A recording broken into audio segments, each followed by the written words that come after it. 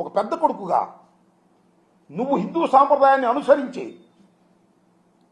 గుండు చేయించుకున్నటువంటి వ్యక్తివి. తిరుపతి వచ్చి ఏ రోజునా గుండు చేయించుకోలేదు. నువ్వు తిరుపతి ప్రసాదం గురించి, తిరుమల వెంకటేశ్వర స్వామి గురించి మాట్లాడితే మాట్లాడేవి తప్పులేదు. అది సుబ్బారెడ్డి మీద, ధర్మారెడ్డి మీద నొక్కేయాలని, నెట్టేయాలని ప్రయత్నం చేసేటటువంటి దారుణమైన అంశం, చాలా ప్రమాదకరమైన అంశం అని మనం చేస్తున్నాం. సుబ్బారెడ్డి గారి సతీమణి, ఆమె పేరు స్వర్ణ అనుకుంటా నాకు గుర్తున్నంతవరకు, ఆమె పేరుతో ఒక గెస్ట్ హౌస్ ఉంది తిరుమల తిరుపతి కొండ మీద. ఆయన చైర్మన్ అయిన తర్వాత పెట్టింది కాదు, అంతకుముందే పెట్టుకున్నాడు ఆయన ప్రేమతో, భక్తితో. ఆమె ఎంత భక్తురాలంటే ప్రతిరోజు గోవుకి పూజ చేసిన తర్వాత బయటకు వస్తారు వాళ్ళు. అంత సనాతన ధర్మాన్ని పాటించేటటువంటి వ్యక్తి సుబ్బారెడ్డి గారి భార్య. ఆమెను బయటికి లాక్కొచ్చి తిడుతున్నావు. ధర్మారెడ్డి కొడుకు చనిపోతే దాన్ని తిడుతున్నావు. నువ్వే సనాతన ధర్మానికి చాలా నిర్దిష్టమైనటువంటి వ్యక్తిని అనేటువంటి ప్రచారం చేసుకునేటటువంటి తాపత్రయపడుతున్నావు. ఇది ధర్మం కాదు. నారా చంద్రబాబు నాయుడు గారు, మరొకసారి చెబుతున్నా, తిరుమల శ్రీ వెంకటేశ్వర స్వామిని రాజకీయంగా వాడుకోవాలనే ప్రయత్నం చేయటం అనేది చాలా దుర్మార్గమైనటువంటి అంశం. దీనికి మీరు అన్ని విధాలా మూల్యం చెల్లిస్తారు భవిష్యత్తులో అనేది కూడా ఇవాళ నేను చెప్తున్నాను. దయచేసి గుర్తుపెట్టుకోమని కూడా మనవి చేస్తున్నాను. ఇంకపోతే పవన్ కళ్యాణ్ గారు ఇవాళ నిన్న ప్రాయశ్చిత్త దీక్ష ప్రారంభించారు. ఇవాళ కనకదుర్గమ్మ గుడి దగ్గరికి వెళ్ళి మెట్లను కడిగారు. అయ్యా పవన్ కళ్యాణ్ గారు, మేము తప్పు చేస్తే మీరు మెట్లు కడగటం ఏంటండి? మేము తప్పు చేసామని నిరూపించండి, నీ బూట్లు తుడుస్తానే. మేము తప్పు చేసామని నిరూపించు. లడ్డూ ప్రసాదంలో జంతువులు కొవ్వు కలిసింది, ఆ నువ్వు నిరూపించు, నీ బూట్లు తుడిచే కార్యక్రమం చేస్తాం. ఏంది డ్రామాలు? అదేమంటే ఆయన ఏమన్నాయంటే,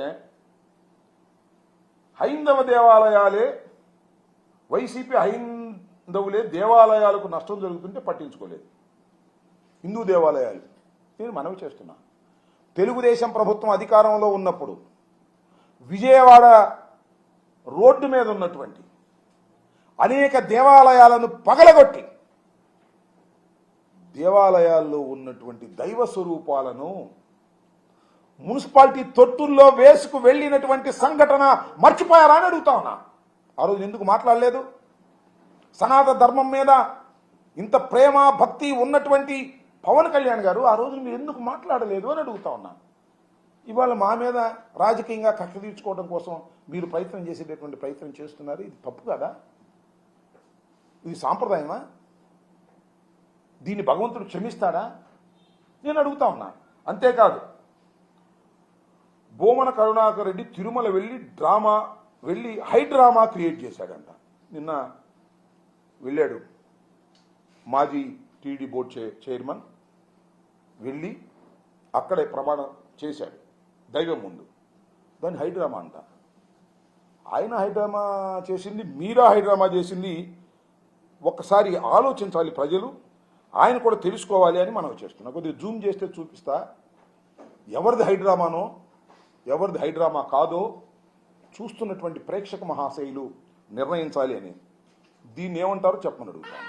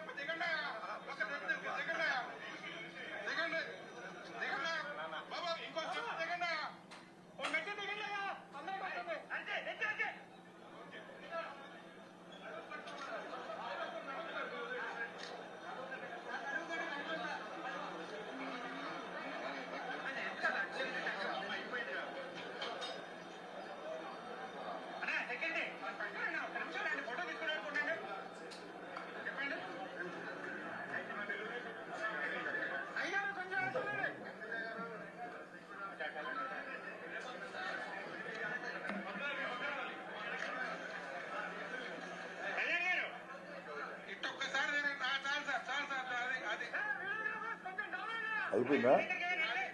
అది చాలయ్యా, మీరు దండం పెట్టాలి, మీకు దండం పెట్టాలి. అది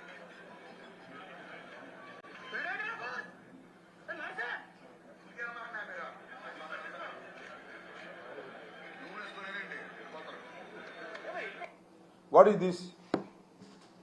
నిన్న మా భూమన కరుణాకర్ రెడ్డి చైర్మన్గా చేసినప్పుడు తప్పులు జరిగాయని మీరు ఆరోపణ చేస్తే, నిరూపణకు సాధ్యం కాని ఆరోపణలు, నిరూపణ చెయ్యని ఆరోపణలు చేస్తే తన ఆవేదనను వెలగక్కుకోవడానికి తిరుమల తిరుపతి దేవస్థానం వెళ్ళి అక్కడ ఆ కొలంలో స్నానం చేసి ప్రార్థన చేస్తే అది హైడ్రామా అంట. మరి ఇదేంటి? ఏమండి పవన్ కళ్యాణ్ గారు, ఇది హైడ్రామా కాదా? నేను మనవి చేస్తున్నానండి, నేనేం అనుకోవద్దు. మీకు ఆంజనేయ స్వామి భక్తులు మీరు అన్నారు.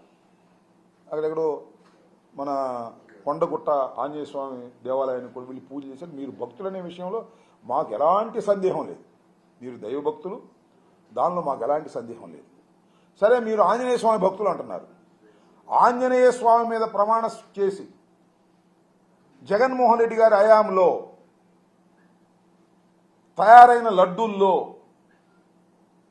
కొవ్వు నూనె కలిసిందని ప్రమాణం చేసి చెప్పండి. మీరు నిజంగా భక్తులు కాబట్టి చెప్పండి, అప్పుడు ఎంక్వైరీ చేయించండి. అంతేకాదు ఇంకో మాట అన్నారండి,